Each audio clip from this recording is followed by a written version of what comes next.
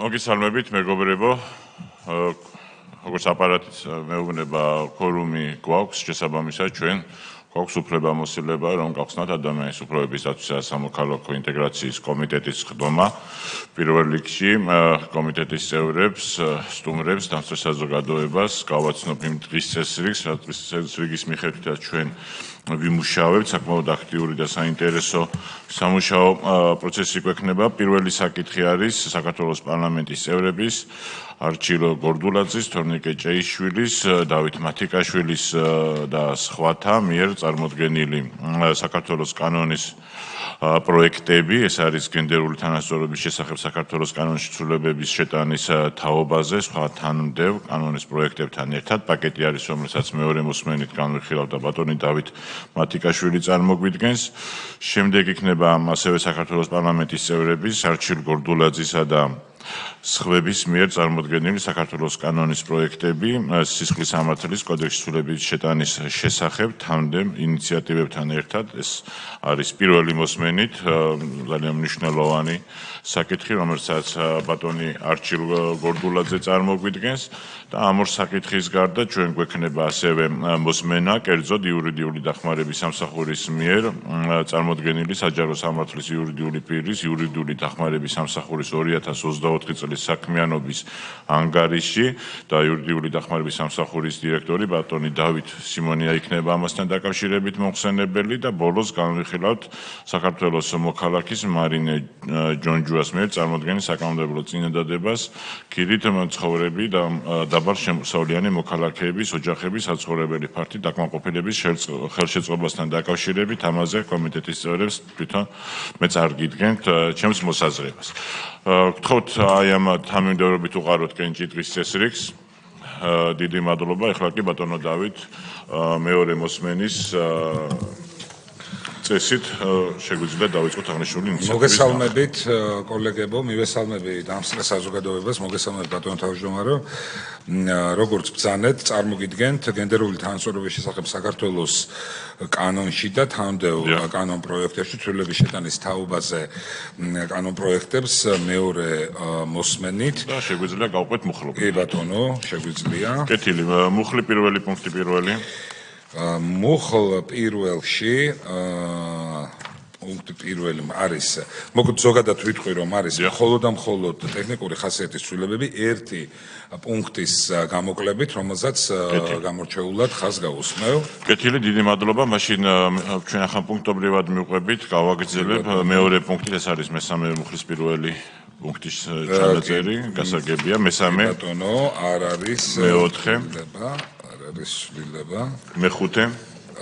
არის უცვლელი მხოლოდ ტექნიკური ხასიათის ცვლილებებია. მეექვსე. ანალოგიურად. მეშვიდე. ანალოგიურად. მერვე. ანალოგიურად. მეცხრე. ანალოგიურად. მეათე. იგივეა. მე-11 პუნქტი. ანალოგიური შეგვიძლია ვთქვათ. მე-12 პუნქტი. იგივეა, მხოლოდ ტექნიკური ხასიათია. სურველებიც არ არის კომენტარის ან გასაგებია. მე-13. მე-13 ანალოგიურია. არ არის ცვლილებები, მაგრამ მხოლოდ ტექნიკური ხასიათით. მე-14. მე-14 პუნქტთან დაკავშირებით შემიძლია გითხრათ შემდეგი რამ. როგორც მოგახსენებათ, თავდაპირველ რედაქციაში გარდა საკანონმდებლო ორგანოში არსებული თანასწორობის საბჭოს გაუქმებისა იყო ჩანაწერი, იყო მოკლედ წარმოდგენილი პირვანდელი რედაქცია, რომ ანალოგიურად საკრებულოებში, ანუ თვითმმართველობის ორგანოებში და მუნიციპალიტეტებში შესაბამისი როგორც საბჭოები, ასევე ის საბჭოები გაუქმებული იყო, ასევე გაუქმებული იყო მერიასთან არსებული შესაბამისი ორგანოები, რომელიც ხალხისა და მამაკაცის თანასწორობის საკითხებზე იქნებოდა მომუშავე. ჩვენ შევჯერდით გუნდში და მივიღეთ გადაწყვეტილება, რომ ეს ჩანაწერი არ გაუქმდება და მოხდება საკრებულოებში და მერეებში შესაბამისი ამ სტრუქტურული ერთეულების დატოვება სავალდებულოდ კანონიდან გამომდინარე კონკრეტულ რედაქციას ამ საკითხისას უკვე სასესიო სხდომაზე მოგახსენებთ. კეთილი, დიდი მადლობა ბატონო დავით. შენიშნები მოსაზრებები კითხვები ხომ არ გვაქვს. მე-15 პუნქტთან დაკავშირებით. იგივეა, უცვლელია. მეორე მუხლი დაგვრჩა ამ კანონში. მხოლოდ და მხოლოდ შეიცავს მესამე რაც კანონის ამოქმედება. ცვლილებებს არის უცვლელი. კეთილი, გადავდივ ეს ხო ძირითადი კანონის პროექტი ამ პაკეტიდან, გადავდივარ შემდეგ საკითხებზე, შემდეგი არის შეზღუდული საზრდოობის მქონე პირთა უფლებების შესახებ საქართველოს კანონში ცვლილების შეტანის თაობაზე, მუხლი პირველი პუნქტი პირველი. არის უცვლელი რედაქციით. პუნქტი მეორე. ასევე არის უცვლელი. მუხლი მეორე. უცვლელია, არ შესულა ცვლილი. შემდეგი დისკრიმინაციის ყველა ფორმის აღმოფხვის შესახებ საქართველოს კანონში ცვლილების შეტანის თაობაზე, მუხლი პირველი პუნქტი პირველი. არის სრულად უცვლელად წარმოქმნილი. მეორე პუნქტი. ასევე უცვლელი. და მეორე მუხლი. უცვლელია.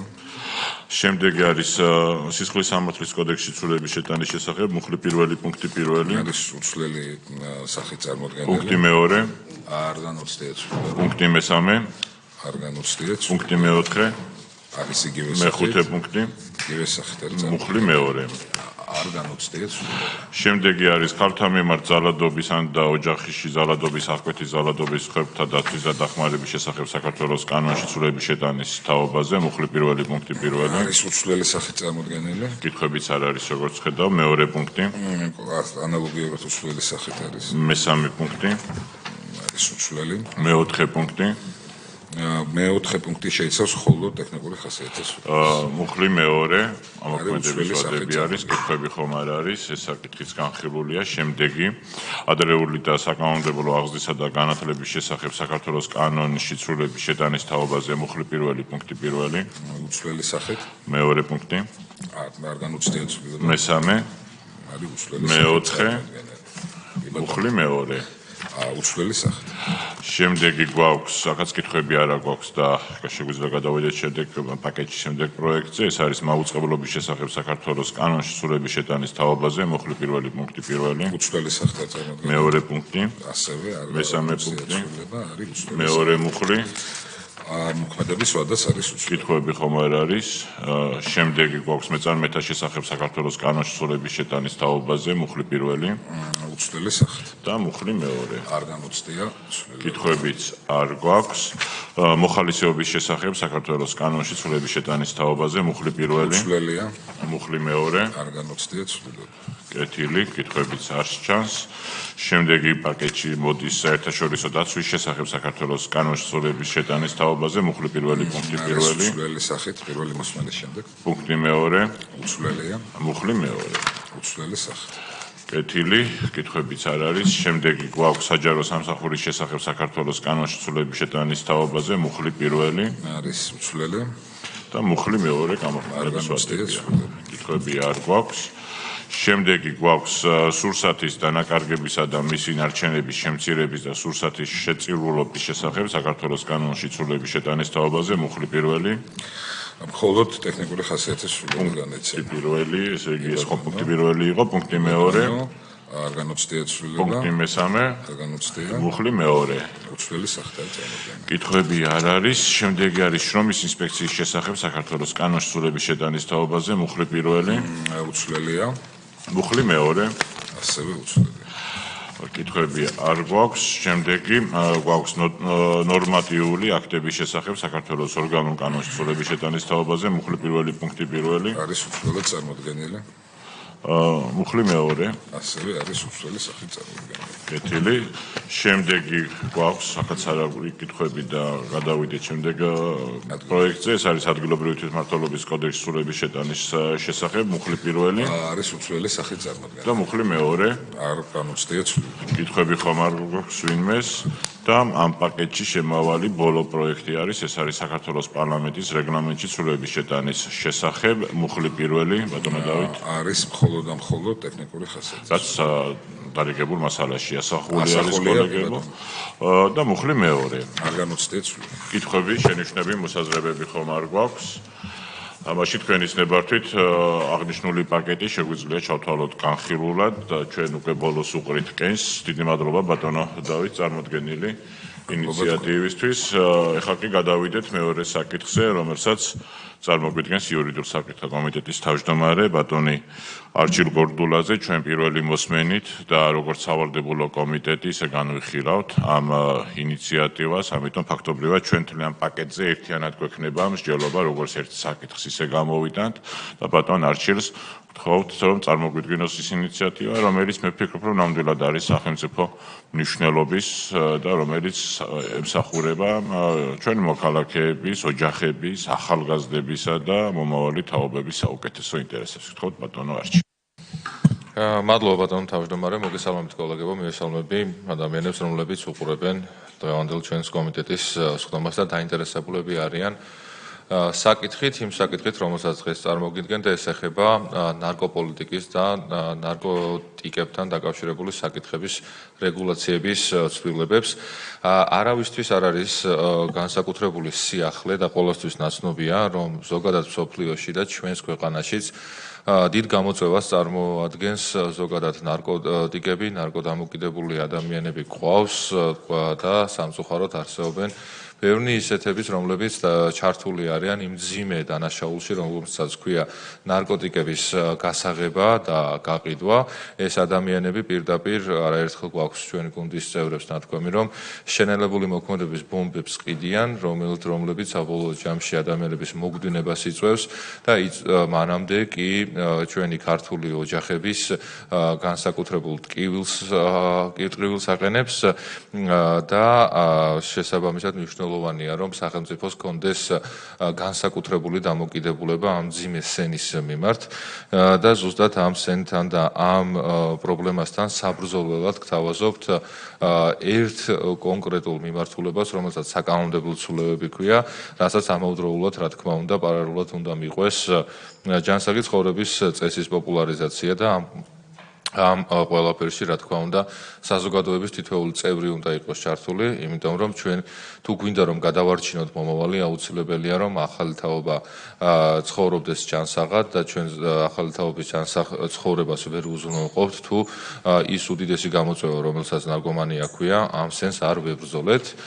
შესაბამისად, რომ გადავიდეთ საკითხებზე, კანონპროექტების პრინციპების დონეზე რომ გაგაცნოთ, რას ვცვლით, წარმოდგენილი საკანონმდებლო პაკეტი იწყება საქართველოს სისხლისამართლის კოდექსის ცვლილების შეტანის შესახებ საქართველოს კანონის პროექტით, რომლის მიხედვითაც ერთმანეთისგან გაიმიჯნება 260 პრიმა მუხლიდან იქნება გამიჯნული ერთი მხრივ ნარკოტიკების შეძენა, შენახვა, ხოლო მეორე მხრივ უკანონო დამზადება, წარმოება, გადაზიდვა და გადაგზავნა ცალკე ემუხლად გამოიყოფა და შესაბამისად გაიზრდება აღნიშნული დანაშაულისთვის სასჯელის ზომებიც. ცალკე შემადგენლობად განისაზღვრება ფსიქოტროპული ნივთიერებების, მისი ანალოგის ან ძლიერ მოქმედი ნივთიერების, სცენარე კანაფის ან მარიხუანის, სხვა ნარკოტიკული საშუალების, მისი ანალოგის, პრეკურსორის ან ახალი ფსიქოაქტიური ნივთიერების გაყიდვა და შემოგვაქვს ამ შემთხვევაში ახალი მოცემულობა, ყველასათვის ცნობილია იურისტებისთვის განსაკუთრებით, რომ დღევანდელ მოცემულობაში ნარკოტიკების გასაღება თავის თავში მოიცავდა როგორც ერთი ნარკოდამოკიდებულის მიერ მეორე ნარკოდამოკიდებულისათვის ნარკოტიკის გადაცემას, ასევე ნარკოტიკების გაყიდვასაც და რა თქმა უნდა პასუხისმგებლობები ამ შემთხვევაში მკაცრი იყო მოქმედი კანონის მიხედვითაც, მაგრამ გთავაზობთ, რომ ერთმანეთისგან გაიმიჯნოს ის ადამიანები, რომლებიც ყიდიან სიკვდილს და ამისთვის იღებენ ან სხვა მატერიალურ სარგებელს, ან ფულად სარგებელს და მათ მიმართ იყოს განსაკუთრებულად მკაცრი პასუხისმგებლობა. შესაბამისად, მცირეოდენობისთვის პასუხისმგებლობა დაიწყება 12 წლიდან, იქნება პატიმრობა გათვალისწინებული 12 წლიდან 20 წლამდე ან უვადო. დიდი ოდენობასთან დაკავშირებით 14 წლიდან 20 წლამდე ან უვადო პატიმრობა, ხოლო განსაკუთრებით დიდი ოდენობის შემთხვევაში 16 წლიდან 20 წლამდე ან უვადო პატიმრობა. ამასთანავე ცალკე მოხლათ არის ზოგადად სხვა საშუალებები, ფსიქოტროპული, ფსიქოაქტიური თუ სხვა მავნე საშუალებების ან მათი ანალოგების გაყიდვა და აქაც პასუხისმგებლობები იქნება რიგ შემთხვევებში გამკაცრებული. და რაც შეეხება პროცესს, სისხლის სამართლის საპროცესო კოდექსს, ამ შემთხვევაში შემოგვაქვს ახალი შესაძლებლობა, რომ სხდომა იყო შესაძლებელი, რომ დაიხუროს იმ შემთხვევაში, თუ ნარკოტიკულ დანაშაულზე ფარულ საგამოძიებო მოქმედებაში ან ოპერატიულ სამძებრო საქმიანობაში მონაწილე პირის პირადი უსაფრთხოება არის დაცვის მიზანი. ეს თავისთავად ხელშეუწყობს სასამართლოში სამართალწარმოების გაუმჯობესებას და მათ შორის ბრძოლას ზოგადად ნარკოტიკების გამსახურებლებთან თუ ნარკოტიკების გამყიდველებთან დაკავშირებით. შემდეგი ცვლილება ეს არის ადმინისტრაციულ სამართალდარღვევათა კოდექსში, რომელიც ითვალისწინებს ახალ რეგულირებას, კერძოდ ნარკოტიკების მოხმარების შემთხვევაში შესაძლებელი იქნება, რომ თუ ადამიანი არის ზემოქმედების ქვეშ და მას ვიზუალურად ეს ეთყობა და თუ მაგალითად არსებობს საკმარისი შესაძლებლობა იმისა, რომ პოლიციას გაუჩნდეს მისი გადამოწმების საშუალებას, თავაზობს ორ ვერსიას, ან პოლიციელთან ერთად თვითონ წავიდეს პოლიციელი დაეხმარება და გადაიყვანს მას შესაბამის ტესტირების დაწესებულებაში, სადაც ჩაიტარებს ტესტს, ან მეორე არ გაყვება პოლიციელს, თვითონ ექნება 8 საათი იმისათვის, რომ ჩაიტაროს ტესტირება და 24 საათის განმავლობაში შესაბამისი დასკვნა წარუდგინოს სამართალდამცა ორგანოს, ხოლო თუ ამ ყველაფერზე იგი უარს განაცხადებს, იგულისხმება, რომ იგი თავს არიდებს ტესტირებას და განსხვავებით წინა დროს, როდესაც ასეთი შემთხვევა ითვლებოდა, რომ ადამიანი არის ნარკომომხმარებელი, ჩვენ ვამბობთ, რომ არა, უნდა დასტურდებოდეს ნარკოტიკების მოხმარება, ამავდროულად თავის არიდება ცალკე სამართალდარღვევა იქნება, რომელიც ზუსტად იგივე პასუხისმგებლობას გამოიწვევს, რაც არის ნარკომომხმარებლის შემთხვევაში და ნარკომომხმარებლის შემთხვევაში ჯაჟარიმება იქნება 500-დან 2000 ლარამდე, ან ადმინისტრაციული პატიმრობა 60 დღემდე ვადით და რაც მნიშვნელოვანია, განსხვავებით კანონის მოქმედი რედაქციისგან, იმ შემთხვევაში თუ ადამიანი არის ნარკომომხმარებელი, მას 3 წლის ვადით შეეზღუდება მართვის მოწმობით სარგებლობა, ხოლო 5 წლის ვადით საჯარო სამსახურში დასაქმება, პედაგოგიური საქმიანობა, ასევე იარაღთან დაკავშირებული სხვა უფლებები. ამავდროულად კანონპროექტით გათვალისწინებულია, რომ თუ ამ 3 წლიან პერიოდში გავა ნახევარი, ანუ წელიწადნახევრის შემდეგ ადამიანის შესაბამის ტესტირებას მიიტანს, ტესტს მიიტანს, შედეგებს მიიტანს, რითაც დადასტურდება, რომ იგი აღარ არის მომხმარებელი, გადაიხდის შესაბამის თანხას, შეიძლება რომ კვლავ აღიდგინოს მართვის მოწმობა, ან კიდევ ერთი საშუალება, რომ თუ არ აქვს ადამიანს მართვის მოწმობა, ის 3 წლის განმავლობაში ვერც შესაბამის გამოცდას ვერ გაივლის და ზუსტად იგივე პრინციპი იქნება ამ შემთხვევაში წელიწადნახევარი ტესტირება და შესაბამის თანხის გადახდის შემთხვევაში. თავარი ის არის, რომ ნარკოდამოკიდებული ადამიანი აღარ უნდა იყოს და აღარ უნდა მოიხმარდეს შესაბამის საშუალებებს.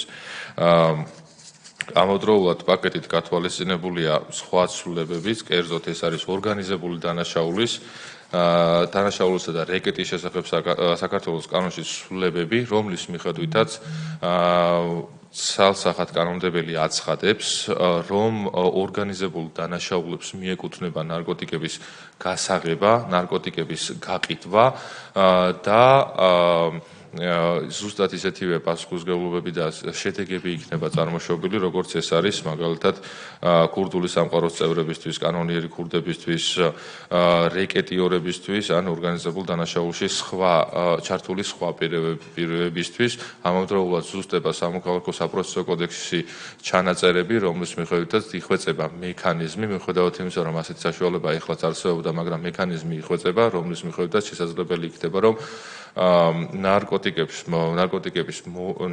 მოვაჭრეს, ასევე მის ხელშემწყობს და ზუსტდება ოჯახის წევრების ჩამონათვალი. შესაძლებელია, რომ სასამართლოს წესით ჩამოერთვას ქონება, რომელიც გადაეცემა სახელმწიფოს და როგორც საპარლამენტო უმრავლესობის ლიდერმა განაცხადა, არსებობს ასეთი იდეა, რომ ეს ყველაფერი მიემართოს უკვე ისევ ჯანსაღი ცხოვრების პოპულარიზაციის მიზნით და ზოგადად ნარკოტიკებთან ბრძოლის მიზნებისათვის.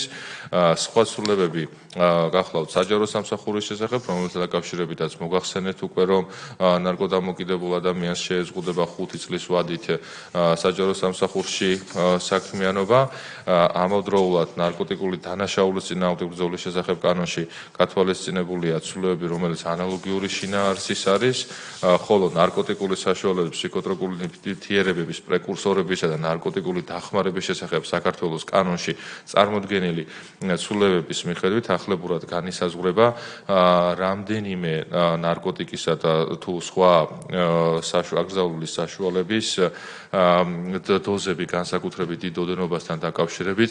აქაც მნიშვნელოვანია, რომ კვლავ მიმდინარეობს შესაბამის ექსპერტებთან კონსულტაციები ამ დოზებისთან დაკავშირებით, დოზების გადახედვასთან დაკავშირებით, რომელიც უკვე დაზუსტდება მეორე მოსმენის ფარგლებში, ეს ეხება ბუპრენოფრინს, კოკაინს, ფუძედამარილებს, ასევე კეტამინს, პრეგაბალინს და ასე შემდეგ. თითოეულ ამ საშუალებთან დაკავშირებით მიმდინარეობს დამატებითი კონსულტაციები შესაბამისი მცოდნე და გამოცდილების მქონე ადამიანებთან. ეს არის ძირითადი ცვლილებები და წარმოდგენილი პრინციპებისა. ამავდროულად ხაზი უნდა გაუსვათ ერთ საკითხსაც, რომ როგორი გასაოცარიც არ უნდა იყოს, როდესაც გადაწყვეტილება არის მიღებული, რომ ისეთ მნიშვნელოვან საკითხთან დაკავშირებით, რომელსაც ნარკოტიკებთან, ნარკომოვაჭრეებთან, ნარკოტიკების გამსაღებლებთან ბრძოლა, ამ დროს ჩვენ ვისმენთ არაერთი ნაცური ტელევიზიისგან, რომ სპეკულაციები მიმდინარეობს, მათ შორის მარიხუანასთან და კანაფთან დაკავშირებით და როგორც ჩანს ამ ადამიანებს ნარკოტიკების გამსაღებლებზე და გამყიდველებზე ძალიან შესტკივათ გული.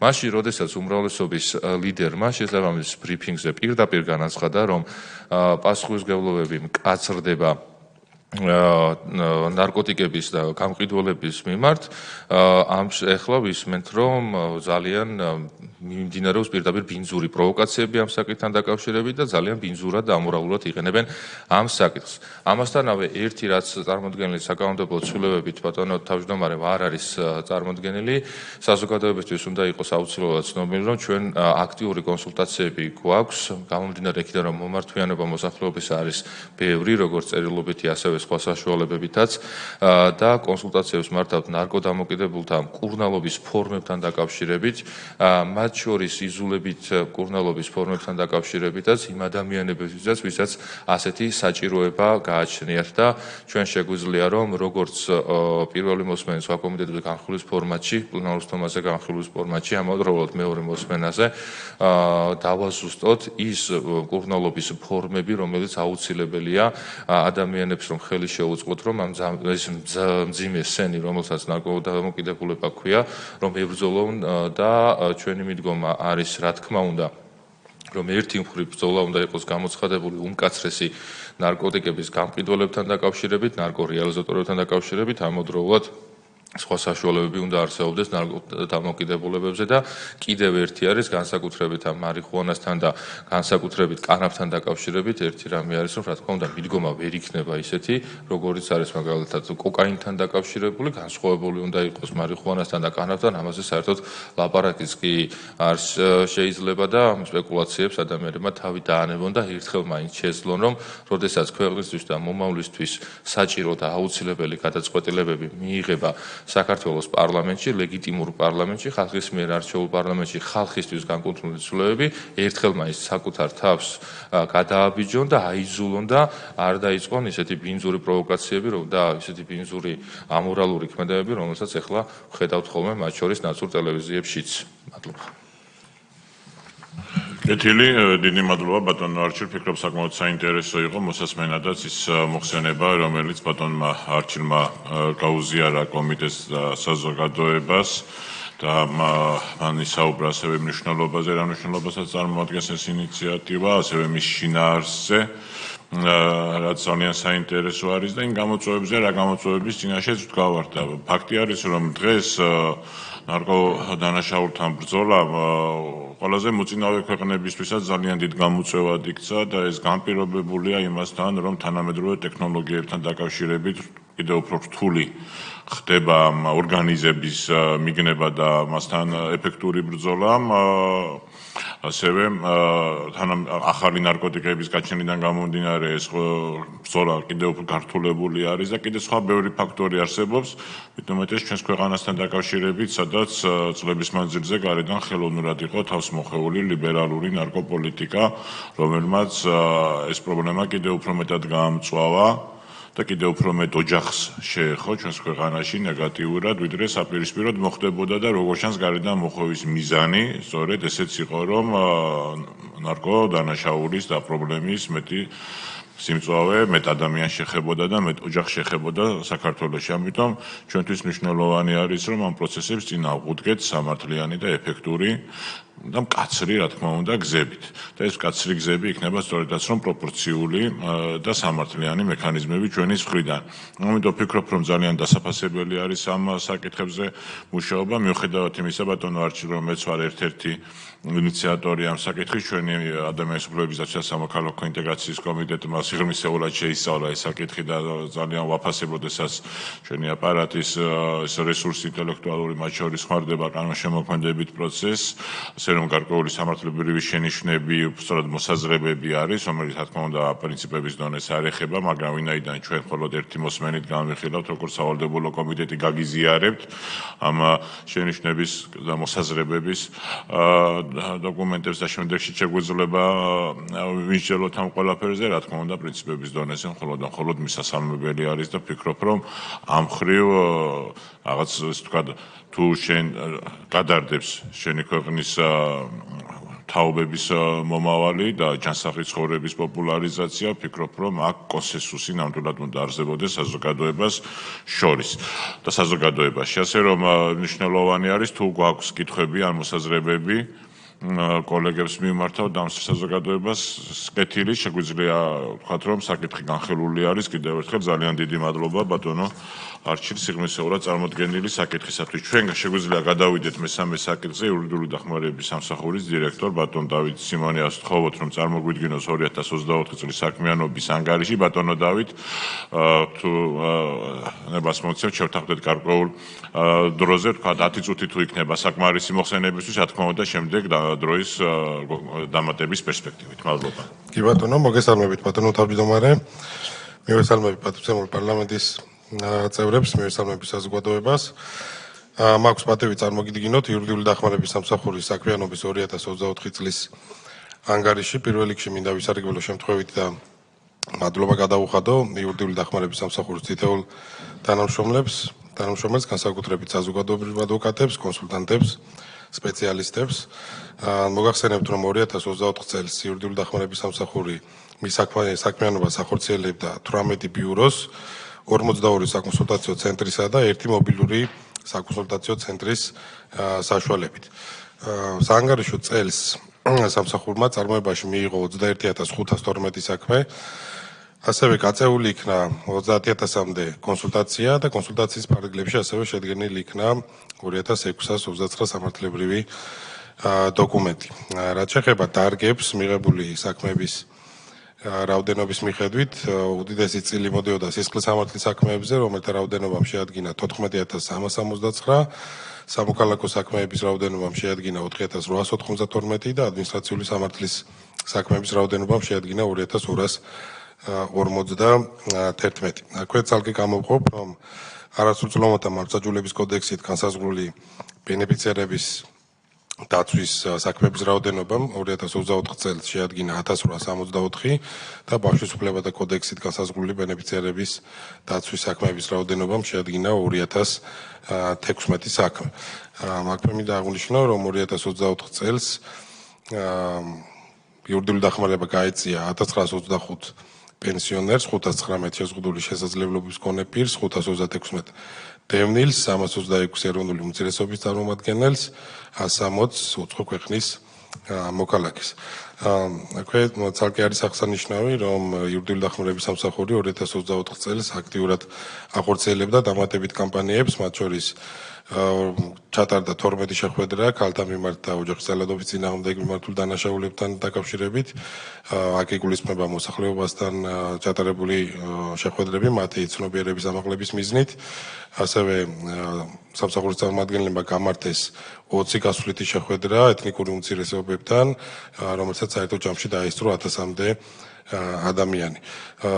სხვადასხვა რეგიონში, მათ შორის სკოლებში ჩატარდა 16 შეხვედრა, რადგანაც სკოლის მოსწავლეებს ეწოდებოდათ ინფორმაცია ბავშვის უფლებებთან დაკავშირებით. ანტინარკოტიკული კამპანიის პარაგრაფში სამსახურმა ასევე არაერთი გასვლითი შეხვედრა ჩაატარა, განსაკუთრებით დაწესებულებებში, სადაც ახალგაზრდები, ჩვენი ბავშვები არიან მოთავსებული. ასევე სამსახურის მიერ შესრულებული იქნა ყველა სამთავრობო ვალდებულება, რაც 2022-2024 წლების საქართველოს ეროვნული სამოქმედო გეგმებით იყო გათვალისწინებული. მათ შორის იურიდიული დახმარების სამსახურის თანამშრომლების გადამზადების ფარგლებშიც ჩატარდა არაერთი ტრენინგი იმისათვის, რომ სამსახურის თანამშრომლებს და საზოგადოებრივ ადვოკატებს მიწოდებოდათ უფრო მეტი რესურსი და გამოცდილება თავიანთი საქმიანობის უკეთ განხორციელების მიზნით. სამსახურმა ასევე უფასო საკონსულტაციო შეხვედრების ჩატარების მასშტაბით კონფლიქტის შედეგად აზარალებული ქალებისა და გოგოებისთვის განახორციელა 23 შეხვედრა საქართველოს მასშტაბით.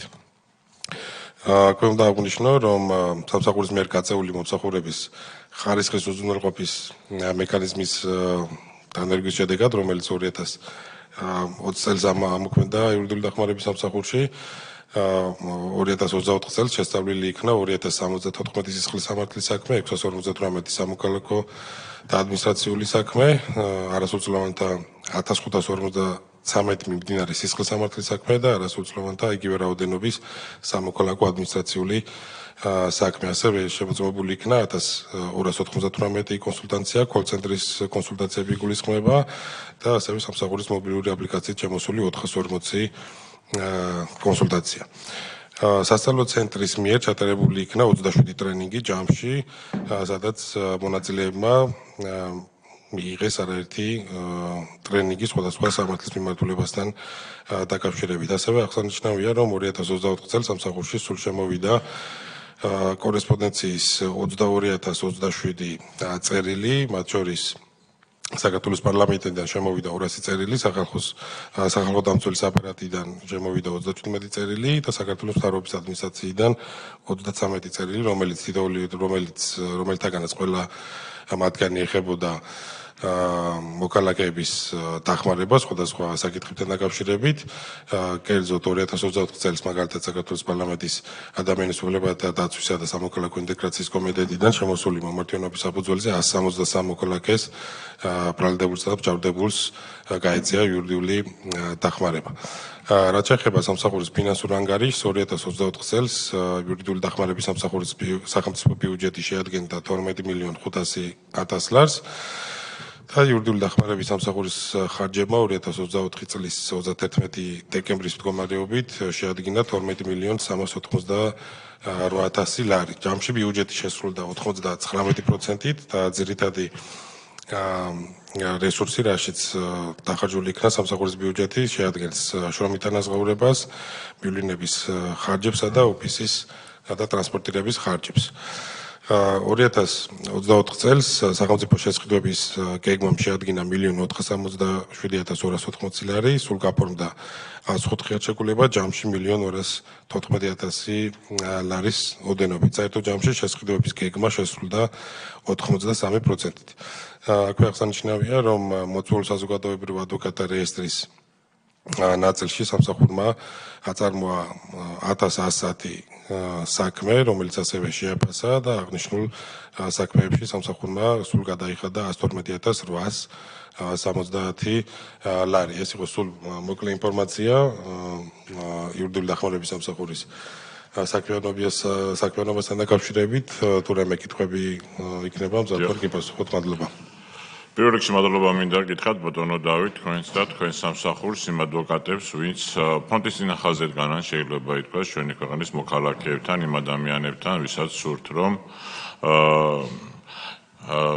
კონდეთ მხარდაჭერა ადვოკატირების პროცესში და იურიდიული დახმარების სამსახურის კვალიფიციური იურისტები, ადვოკატები ამ ადამიანებს ყოველთვის გვერდში უდგანან და მე ვფიქრობ, რომ ეს გაცილებით უფრო დიდი საქმე არის, ვიდრე მხოლოდ თქვათ ერთი კონკრეტული მოქალაქისა და ერთი კონკრეტული პროფესიონალის იურისტის თანამშრომლობის საკითხი. და მნიშვნელოვანი არის, რომ სახელმწიფო ხელს უწყობდეს ესეთი მექანიზმების არსებობასა და განვითარებას მათ შორის რეგიონებში და ის რომ მომართვიანობა წლიდან წლამდე იზრდება სამსახურისადმი ეს პარალელურად ნიშნავს რომ სანდოობა იზრდება და უფრო მეტი ადამიანი ენდობა ამ სამსახურს უფრო მეტი ადამიანის შესაბამისად ამ სამსახურის მეშვეობით იცავს თავის უფლებებს და ეს პროცესი არის ზოგადად ძალიან მნიშვნელოვანი. ჩვენ ადამიანის უფლებების დაცვისა და სამოქალაქო ინტეგრაციის კომიტეტით ძალიან აქტიურად თანამშრომლობთ იურიდიული დახმარების სამსახურთან, განსაკუთრებით, როდესაც ჩვენთან მოდიან ჩვენი ქვეყნის მოქალაქეები ამა თუ იმ საკითხს აყენებენ, რაც მათ უჭირთაზეც ისინი ფიქრობენ, რისი გადაჭრაც სჭირდებათ და ესეთ საკითხებში ძალიან ხშირად არის, რომ ჩვენ ერთობლივად გვაქვს ხოლმე კომუნიკაცია და ვეხმარებით ამ მოქალაქეებს იმისთვის, რომ შესაბამისი მიმართულება მივცეთ პრობლემებს, აღმოუჩინოთ მხარდაჭერა და ამ პროცესში მათთან ერთად ვიყოთ, რაზეც ნამდვილად ეს თანამშრომლობა ჩემი აპარატის დამეთანხმება, რომ არის საკმაოდ ნაყოფიერიც, ეფექტურიც, რისთვისაც კიდევ ერთხელ ვისარგებლებ შემთხვევით და თქვენი სამსახურის პროფესიონალს, იურისტს მადლობას გადაუხდი. შესაბამისად, ვინაიდან ჩვენ ესე აქტიურად ვართ ჩართული ამ პროცესში, მე პირადად კითხვები ნამდვილად არ მაქვს, ჩემი კომიტეტის წევრებს გითხავთ თუ გვაქვს კითხვების, მოსაზრებების სურვილი შეგვიძლია თქვა თუ არა და მაშინ აღნიშნული საკითხით შეგვიძლია მივიჩნიოთ განხილულად. დიდი მადლობა კიდევ ერთხელ ბატონო დავით და ჩვენ ავტომატურად შეგვიძლია გადავიდეთ მეოთხე საკითხზე და ეს არის ბოლო საკითხი. ამ საკითხის შემდეგ უკვე ჩვენ გვექნება კენჭისყრა და მეოთხე საკითხი არის საკანონმდებლო წინადადება. იცით რომ საქართველოს პარლამენტში არის ეს რეგლამენტის მიხედვით შესაძლებლობა, როდესაც მოქალაქეები მიმართავენ საქართველოს პარლამენტს ამა თუ იმ საკანონმდებლო წინადადებით, შემდეგ ბიუროდან ხდება გადამისამართება შესაბამის კომიტეტთან დაკავშირებით აღნიშნული საკითხის და ამ შემთხვევაში ადამიანის უფლებების დაცვისა და სამოქალაქო ინტეგრაციის კომიტეტის მიმართ იყო, რომ განგვეხილა ეს ინიციატივა, რომელიც როგორც თავიდანვე გითხარით და ასევე დღის წესრიგშიც არის სასახური საქართველოს მოქალაქის მარინე ჯონჯუას მიერ არის წარმოდგენილი ქირით მცხოვრები დაბალშემოსავლიანი მოქალაქეების ოჯახის საცხოვრებელი ფართი დაკმაყოფილების ხელშეწყობასთან დაკავშირებით. აღნიშნული ინიციატივა სხვათა შორის ნამდვილად არის საინტერესო და აქტუალურიც ვფიქრობ, უბრალოდ ჩემი პოზიციაც არის, როდესაც მსგავსი საკითხები იჭრება, უპრიანი არის ავირჩიოთ კომიტეტში კონსულტაციის გზა. ჩვენი კომიტეტი, ეხლაც მინდა საჯაროდ აღნიშნო, ვინაიდან ცხადია ტრანსლირებს პირდაპირ ეთერში და გადაიცემა როგორც პარლამენტის სატელევიზიო არხზე, ასევე სხვადასხვა სოციალურ პლატფორმებში მიმდინარეობს მისი ეგრეთ წოდებული live stream-ით ტრანსლირება და მოქალაქეებს აქვთ იმის შესაძლებლობა, რომ პირდაპირ ეთერში ადევნონ ჩვენს ხდომას. შესაბამისად, კიდევ ერთხელ მინდა ღიად დავაფიქსირო, რომ ადამიანის უფლებების დაცვისა და სამოქალაქო ინტეგრაციის კომიტეტი არის ყოველთვის მზად, რომ ნებისმიერ მოქალაქეს, რომელიც მოგმართავს ჩვენ, რომელსაც აქვს იმის სურვილი, რომ თქვა თავის იდეაც გაგვიზიაროს, რაღაც პრობლემის გადაჭრის თავის გზაზე, ხედვაზე გვესაუბროს, ამასთან დაკავშირებით მოვისმინოთ, კონდეს კონსულტაციები, კონდეს დისკუსია და შემდეგ მივიღოთ კონკრეტული გადაწყვეტილებები და ესეც ალბათ უპრიანი არის, რომ ეს გზა ავირჩიოთ, ვიდრე კონკრეტული საკანონმდებლო წინადადების წარმოდგენა, რომელიც ხშირ შემთხვევაში შეიცავს არაერთ უზუსტობას. სამართლებრივი ტექნიკასთან დაკავშირებით ბუნდოვანი არის და ხარვეზებულია. პირდაპირ რომ თქვათ, აი მსგავსი რედაქციით რომ მოვამზადოთ საკანონმდებლო ინიციატივა და წარვადგინოთ, თქვათ, საორგანიზაციო დეპარტამენტში მას დადებითი დასვნა იურიდიული დეპარტამენტისა ნამდვილად არ ექნება და ესეთი საკითხებიც აუცილებელი არის რომ გავითვალისწინოთ. ასე რომ ჩემის აზრით ამ შემთხვევაში ჩვენ მზად ვართ კონსულტაციისათვის კონკრეტულად ამ მოქალაქესთანაც, მაგრამ ამ რედაქციით ამ ინიციატივის გაზიარება უბრალოდ ტექნიკურად ვერ მოხდება. შესაბამისად შეგვიძლია ორწუთიანი შესვენება გამოვაცხადოთ და შემდეგ გადავიდეთ კენჭისყრას.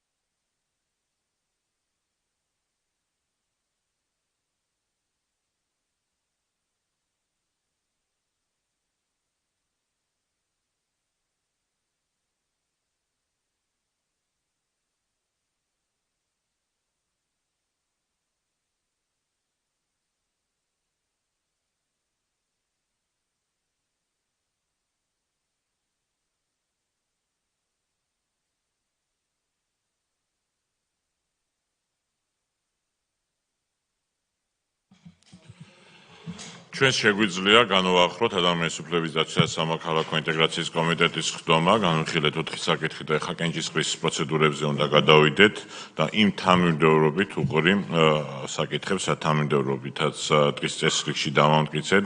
პირველ რიგში კენჭი ეყრება არჩილ გორდულაძის, დავით მათიკაშვილისა და პარლამენტის სხვა წევრების მიერ წარმოდგენილ საქართველოს კანონის პროექტებს, ანუ გენდერული თანასწორობის ეს არის პაკეტი, რომელიც მეორე მოსმენით განვიხილეთ, კერძოდ გენდერული თანასწორობის შესახებ საქართველოს კანონშრომლობის შეტანის თაობაზე სხვა თამდევ კანონის პროექტებთან ერთად. ვინ არის თანახმარო დადებითად შეფასდეს? ჩვენი მხრიდან ვინ არის წინააღმდეგი? ერთხმად არის მხარდაჭერილი. მეორე საკითხი ეს არის ბატონი არჩილ გორდულაძის და პარლამენტის სხვა წევრების მიერ ასევე შემოტანილი კანონის პროექტები საქართველოს სისხლის სამართლის კოდექსში სრულების შეტანის შესახებ სხვა თანდებს კანონის პროექტებთან ერთად, რომელიც პირველი მოსმენით შეგახსენეთ კოლეგებო, რომ განვიხილოთ, ვინ არის მომხრე. წინააღმდეგი თუ არის ვინმე, ასევე ერთხმად არის მხარდაჭერილი. შემდეგი საკითხი არის ეს უკვე საპარლამენტო საკომიტეტო მოსმენა გახდათ იურიდიული დახმარების სამსახურის მიერ წარმოდგენილი 2024 წლის საქმიანობის ჩვენ ეს შევაფასოთ და მე გთავაზობთ, რომ ეს ანგარიში ცხადია იყოს დადებითად შეფასებული, ვინ არის მომხრე. დადებითად არის შეფასებული და ბოლო საკითხი, რომელიც იყო მოქალაქის წინადადება, როგორც აღნიშნე, ასეთ საკითხთან დაკავშირებით უპირიანი არის, რომ კომიტეტთან იყოს კომუნიკაცია, ვიდრე თქვა ისეთი საკითხები დაეწეროს მათ შორის პარლამენტს და მათ შორის კომიტეტს, რომელიც თუნდაც სამართლებრივი ტექნიკის თვალსაზრისით იქნება საკმაოდ ბუნდოვანი. და თუ არის თუ მე მომხრე რომ ამ ინიციატივას ამ ფორმით ეყაროს კენჭი, ვინ არის წინააღმდეგი? მადლობთ კოლეგებო, ახაც ერთხმად არის გადაწყვეტილება მიღებული, ჩვენ ამოვწურეთ ის წესრიგით გაწერილი საკითხები. მადლობა თანამშრომლობისათვის. თითოეულ ქვეყანას განსაკუთრებით მომხსენებლებს და ადამიანის უფლების დაცვის და სამოქალაქო ინტეგრაციის კომიტეტის ხდომა დასრულებული.